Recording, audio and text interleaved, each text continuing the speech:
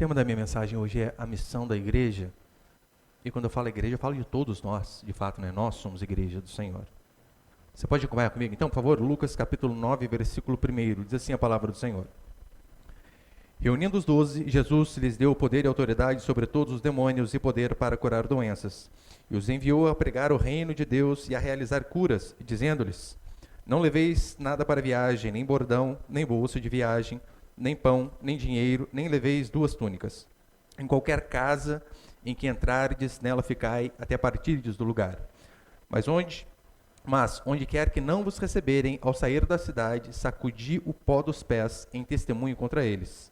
Então, os discípulos saíram e percorreram os povoados, anunciando o evangelho e curando por toda parte. O governante Herodes soube de tudo o que se passava e ficou perplexo, porque alguns diziam: João ressuscitou dos mortos. Outros afirmavam: Elias apareceu. E outros ainda diziam: um dos antigos profetas reviveu. Herodes, porém, disse: mandei decapitar João.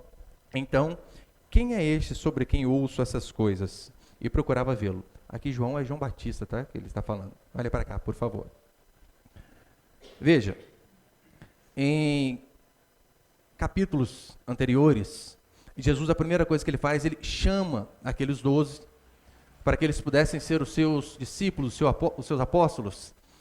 Aqui no capítulo 9, nós vemos Jesus pegando esses mesmos 12 que ele tinha chamado para si e agora enviando-os, dizendo: vocês precisam partir. E então eles os comissiona a essa missão evangelística. Qual missão evangelística? De anunciar o reino de Deus, orando e curando pessoas, expulsando demônios. É o que diz a palavra do Senhor aqui. O evangelho precisava ser levado às nações.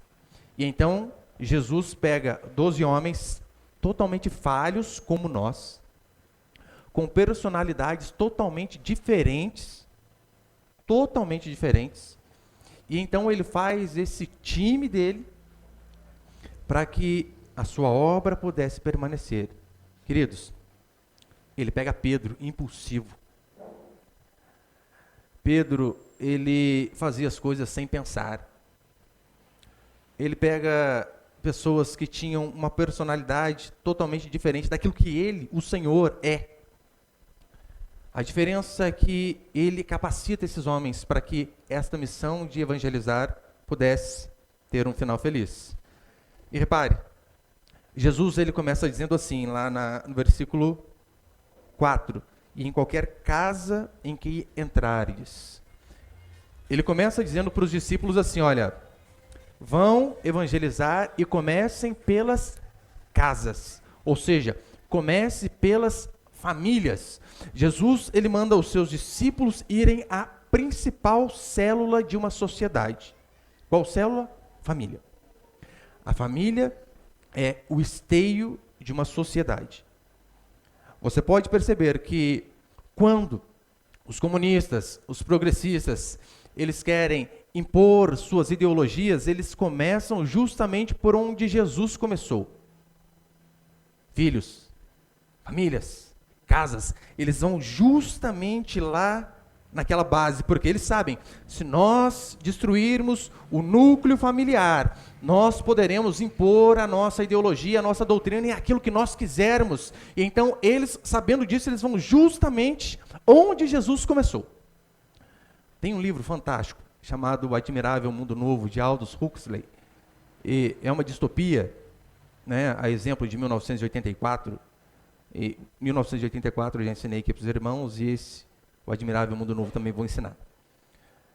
Eu acho que ele é ainda mais importante do que 1984, porque ele fala de fato da realidade, como que essas ideologias começam a destruir sociedades.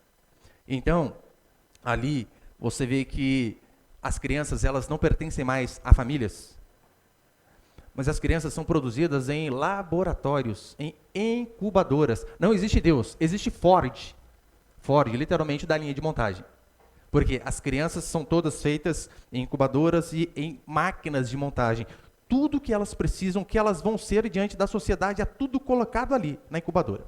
Tudo. E então, todas são condicionadas a ser exatamente o que a sociedade precisa. Sociedade esta governada por uma elite, a elite dos alfa mais. Aldous Huxley, ele divide a sociedade ali em castas, os alfas, os betas, os deltas e o pior de todos, os ys. E depois tem aqueles que estão fora dessa sociedade, que são os selvagens. Aqueles que estão fora dessa linha de pensamento, ele os chama de selvagens. Sabe o que nós vemos neste admirável mundo novo? Não há família. Não há célula mais importante de qualquer sociedade. Não há família, não há relacionamento. Você reparou que é isso que eles tentam fazer o tempo todo com a nossa sociedade? Destruir tudo que é tipo de vínculo entre pai e filho, vínculo amoroso. Ali não existe vínculo de relacionamento duradouro. Existe apenas uma vida sexual desregrada, onde ninguém é de ninguém e todo mundo é de todo mundo. Remetendo talvez àquela música do Kid de Abelha, né? Não sou de ninguém, eu sou de todo mundo e todo mundo é meu também. Literalmente é isso que acontece. Cada mulher uma noite, à la Dom Juan. Não tem vínculos. E eu e você precisamos ter a nossa mente esperta, aberta e atenta para perceber que é exatamente essas coisas que estão tentando imputar na igreja e em toda a sociedade o tempo todo. E então, quando eles conhecem esses selvagens, eles dizem assim: essas pessoas têm hábitos repugnantes. Sabe qual era os hábitos repugnantes do selvagem? Casamento. As mulheres eram vivíparas, ou seja, né, em biologia são aqueles que têm filho via embrião, e na hora que eles ouvem como uma criança sai de dentro de uma mulher, eles ficam enojados, porque eles estão acostumados a serem feitos todos em incubadoras, e não tem esse vínculo, não há pai, não há mãe, não há ninguém. E eles, além disso, além de possuírem esses hábitos, eles têm algumas superstições banais. Uma delas é o cristianismo. Olha como a realidade, né? Daquilo que nós estamos vivendo, escrito lá atrás por este autor, nós vemos a cada dia mais nas manchetes de jornais. Jesus, há 2000 anos, sabendo das dificuldades que nós teríamos, ele escolhe esses homens e os manda ir lá no núcleo familiar, nas casas, nas famílias, para que as famílias fossem fortificadas. E esse evangelismo deles, meu querido, não tinha celular, não tinha rede social, não tinha nada. Vão e levem o evangelho mesmo. Mas a igreja precisa chegar a esses lugares. E se nós que somos igreja não entendermos que essa é uma missão nossa, que é uma função nossa, hoje mais fácil com rede social, não é possível, você não consegue mandar um link para alguém. Ou nós entendemos que essa missão dos 12 é uma missão de toda a igreja, ou nós veremos os progressistas, comunistas, endemoniados com essas suas ideologias a cada dia mais ganhar terreno, e a igreja se mundanizando a cada dia mais. Eu quero passar apenas 2 princípios aqui hoje. Põe o primeiro ali, por favor, Miguel. O primeiro princípio é o seguinte: enviar evangelistas. Olha o que vai dizer o versículo 1 e o versículo 2. Reunindo os 12, deu-lhes poder e autoridade sobre todos os demônios e poder para curar doenças, e os enviou a pregar o reino de Deus e a realizar curas. Pouco depois do Sermão do Monte, Jesus pega esses discípulos e dá a eles uma missão, a missão de levar o evangelho. Ele diz: olha, eu darei a vocês poder. Poder em que sentido? A capacidade para realizar uma tarefa que vocês não dariam conta. Isso é o poder de Deus, a gente fazer aquilo que a gente não dá conta. Ele ainda diz: também darei autoridade, ou seja, o direito para vocês realizarem esta obra a qual eu estou comissionando vocês.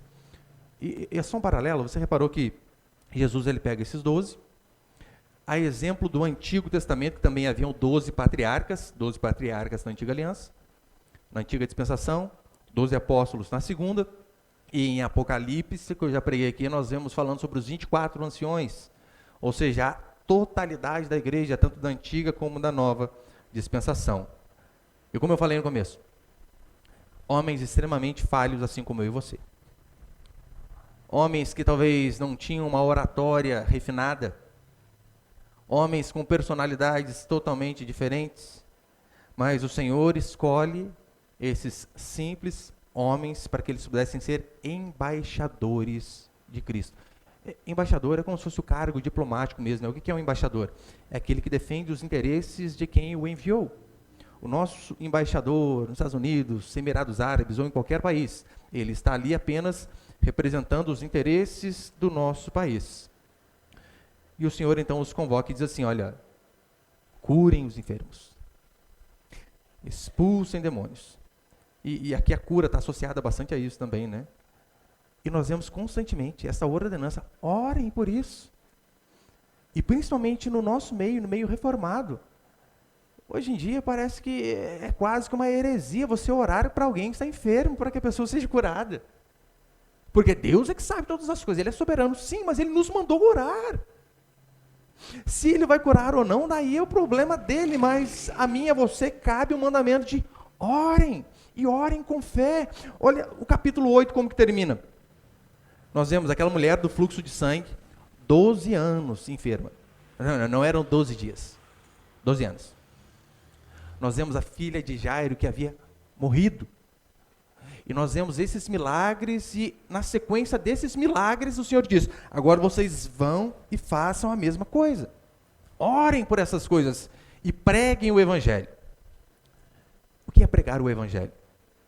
Não é simplesmente você abrir a Bíblia a esmo e lançar qualquer texto sem nenhuma base doutrinária.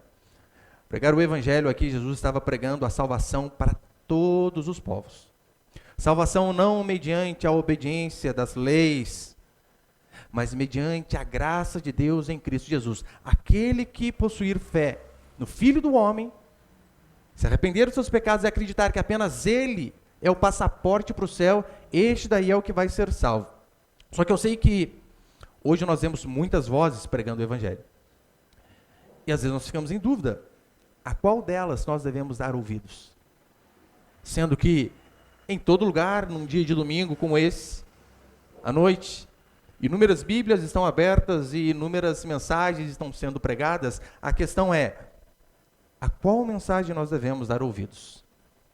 O texto aqui dá uma dica formidável.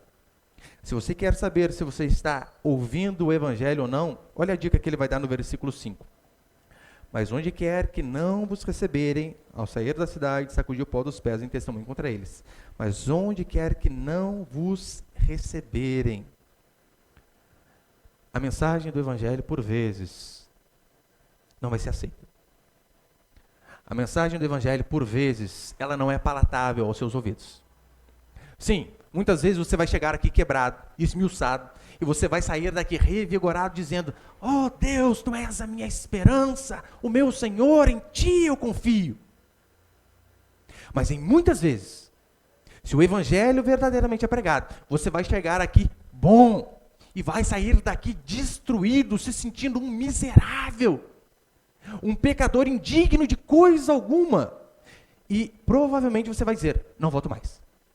Se você já teve esse pensamento, louve a Deus pela sua igreja, você está frequentando uma igreja bíblica.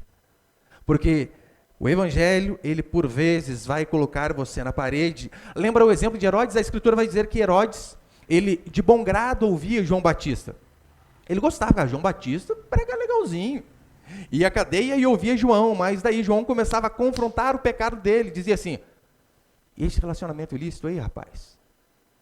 Como assim? Você está saindo com a mulher do seu irmão. Arrependa-te. Então, esse mesmo homem que de bom grado por vezes ouvia, rilhava os dentes, e na primeira oportunidade que teve, arrancou a cabeça do homem de Deus. É necessário que um evangelho santo afronte a sua vida imoral. Do contrário, é um evangelho. Você precisa vir e ouvir constantemente que vida sexualmente ativa antes do casamento é pecado. E você precisa se arrepender. Que se o Senhor voltar e você estiver na prática do pecado, você vai ser condenado. Mas não apenas isso, você vai trazer consequências graves para a sua vida aqui. E é necessário que você ouça isso constantemente para que você seja tirado da sua zona de conforto. Para que você se choque com a realidade do Evangelho e então tenha a oportunidade de se arrepender e mudar de vida.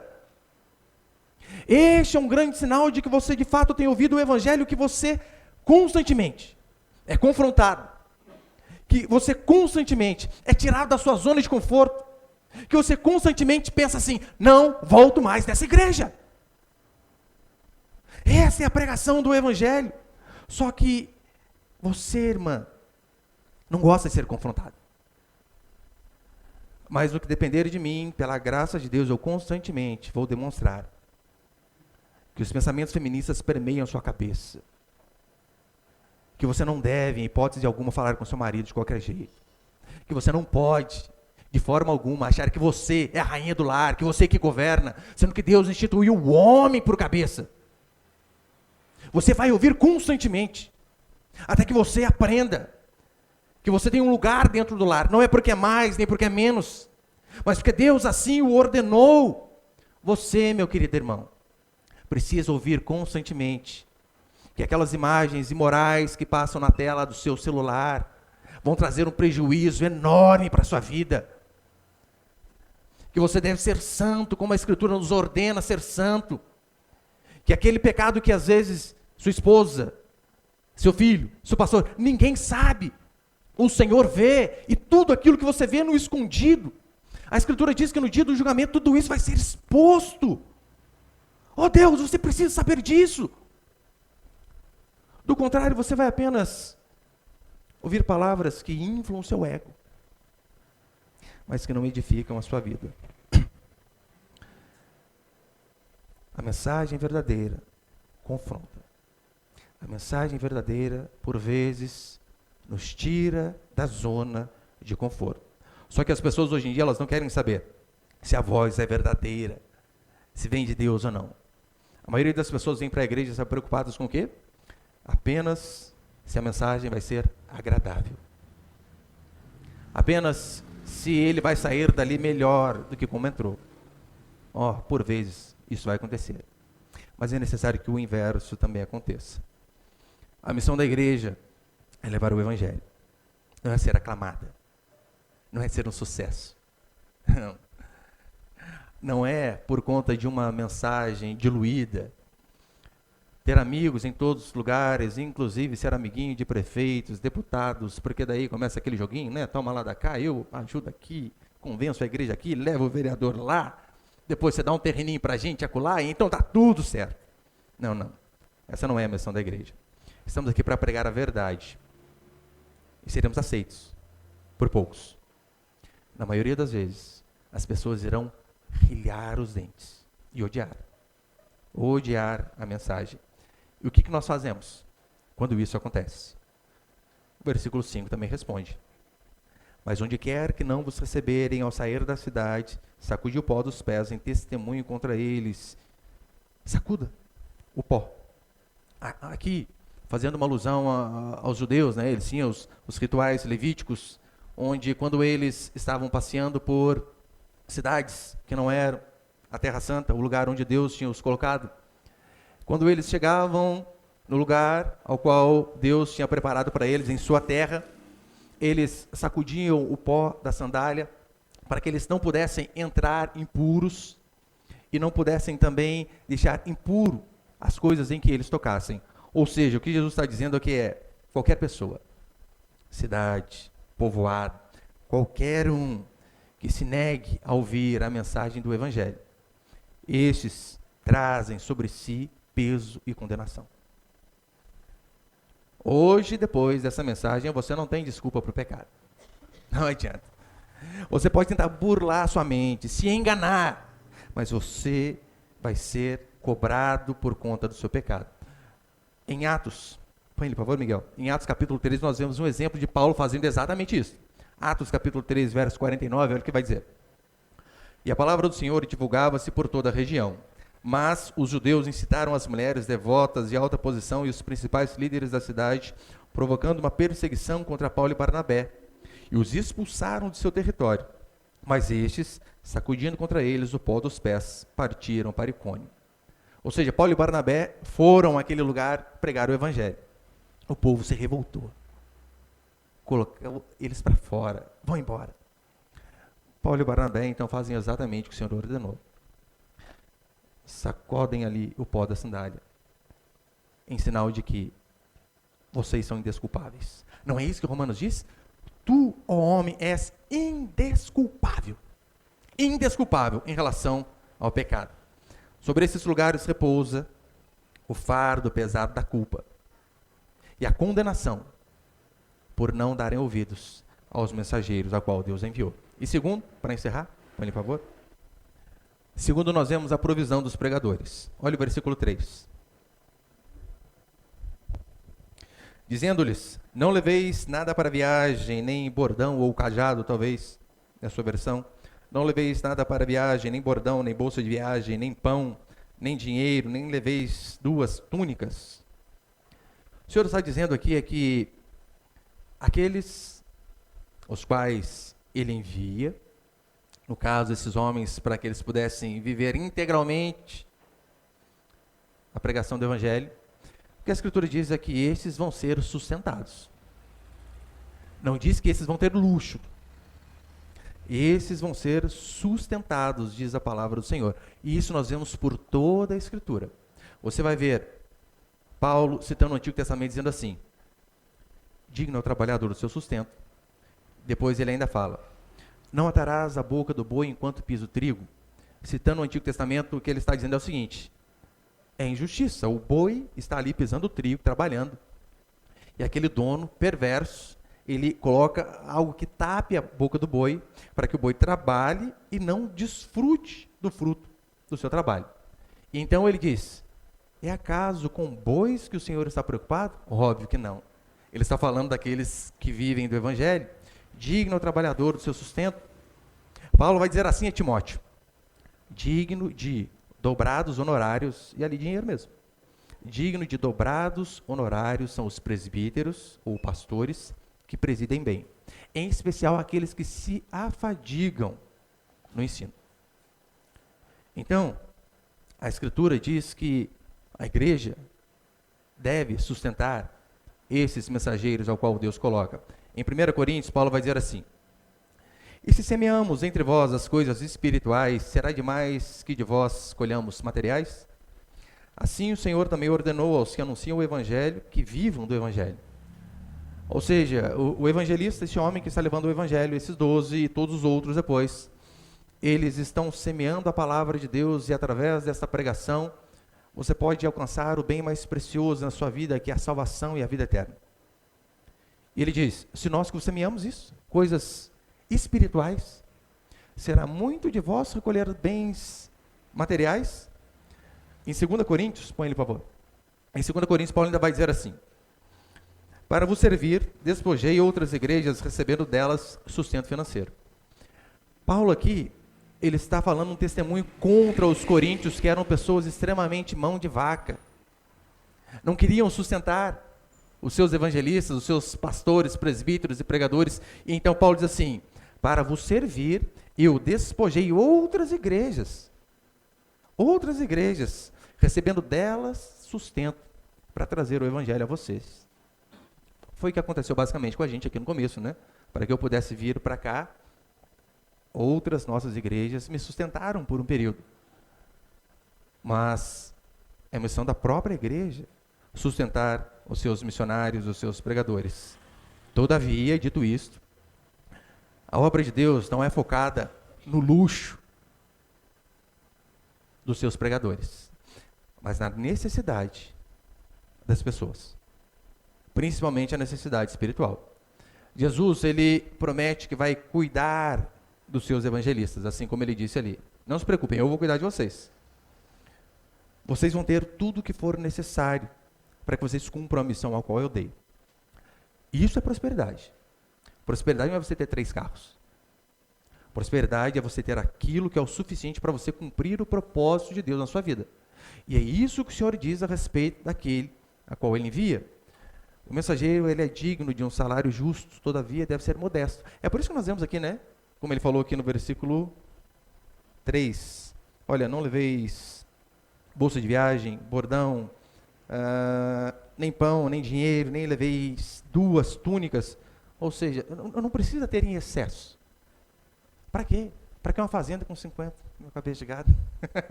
Não precisa. Você precisa do suficiente. E ele diz aqui, né, olha, o cajado. Não, você não precisa levar muito. O cajado ali tinha uma simbologia muito grande, né? Não só a questão desses viajantes, né, que vão no Novo Testamento, e este é o entendimento, né? Aquilo que se apoia mesmo, como nós vemos viajantes às vezes nas estradas, mas a palavra ali também é a mesma do Salmo 23. Não precisa muito, mas o cajadinho você tem que levar, vai corrigir ovelhas de jeito. É importante. E ali o significado de cajado também é vara para castigo.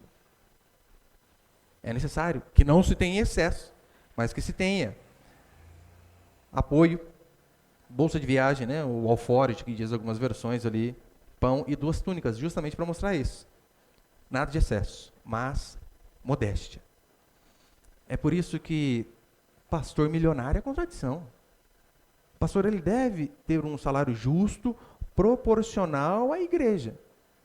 É isso que a palavra de Deus diz que tem que ser. Porque se ele se alimenta das ovelhas, tem lógica.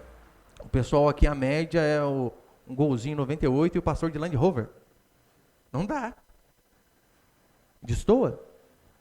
É o que eu falo para os meus filhos. Olha, aquilo que o Senhor me vocacionou, nós teremos uma vida modesta e não importa, por mais que a igreja avance.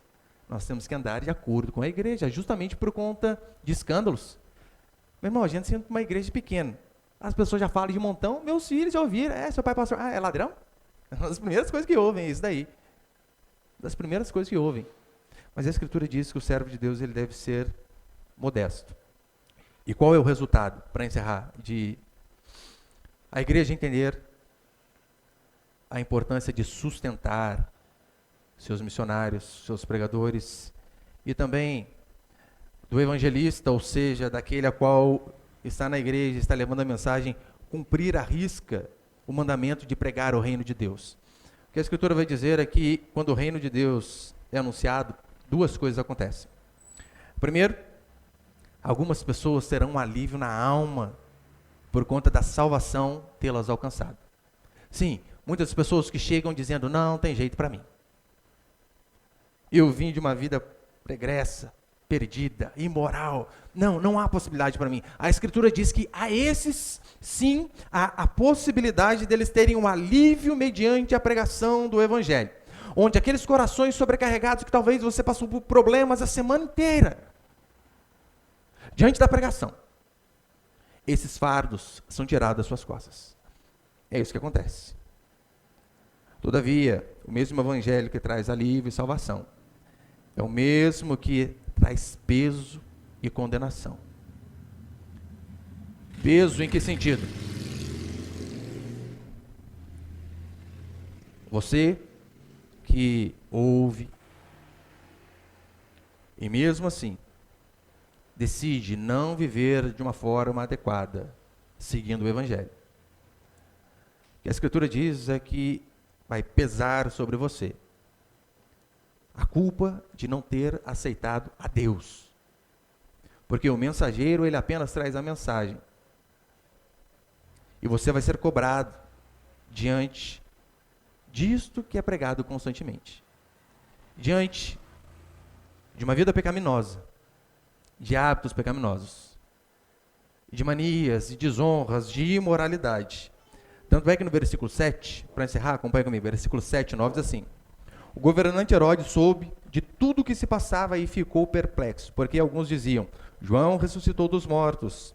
Outros afirmavam, Elias apareceu, e outros ainda diziam, um dos antigos profetas reviveu.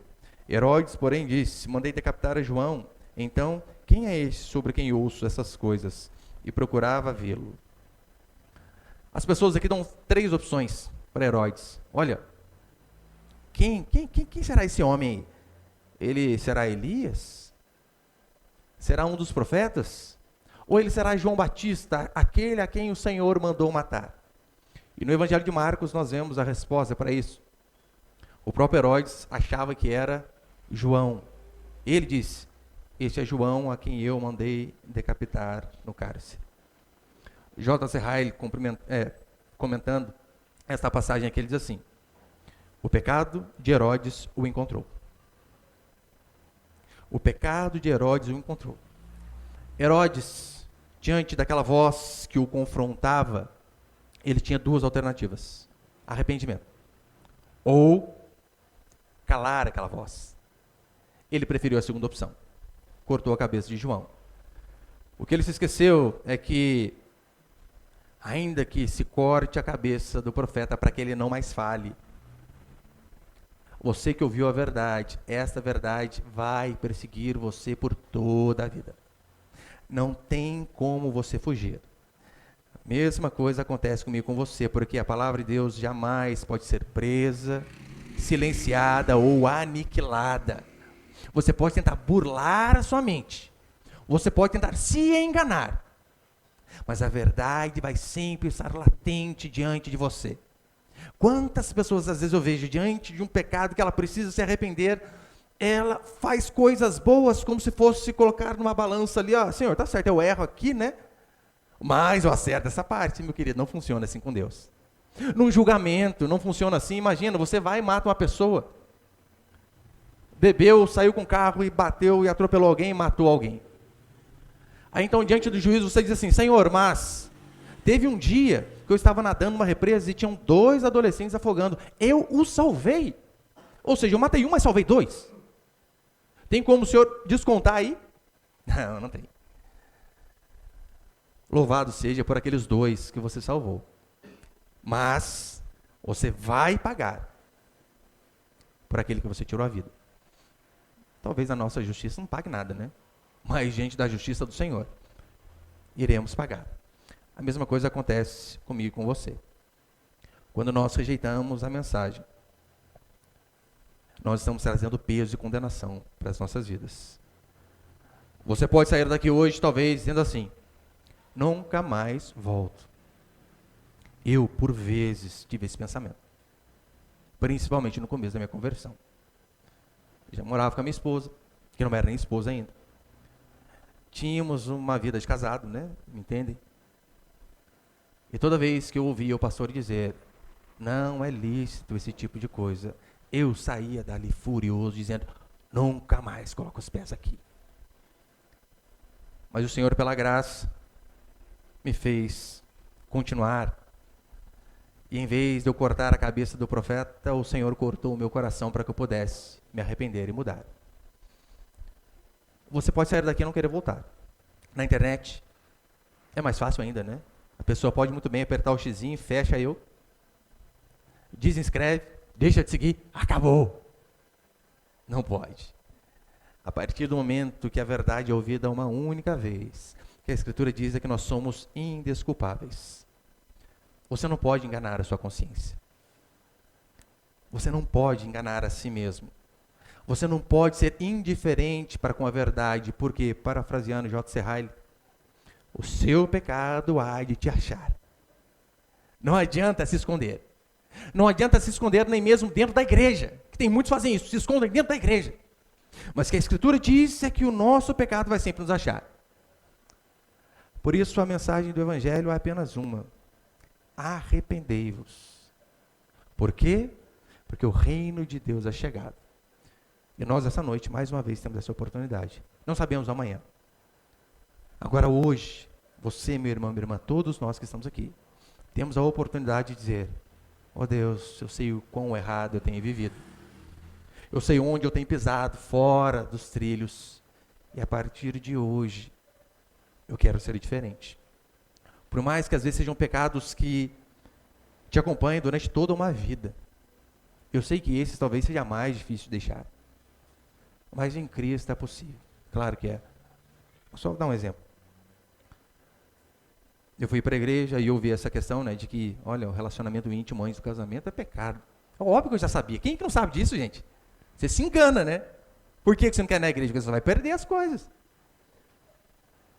Mas tem um exemplo aqui, ó, do Tiago e da Maria Laura. Eles foram para a igreja, já moravam juntos, na mesma casa, dormiam na mesma cama. E então viram que era errado aquilo. e morando junto disseram: acabou, só depois de casado. Imagina a dificuldade, irmãos. Tem que ser muito crente, né? Muito difícil. Mas a partir do momento que a verdade é pregada, esta verdade há de te acompanhar. E você só tem uma alternativa: se arrepender o quanto antes. Porque quanto mais você demora, maior é o castigo, maior é o tombo, maior é a queda.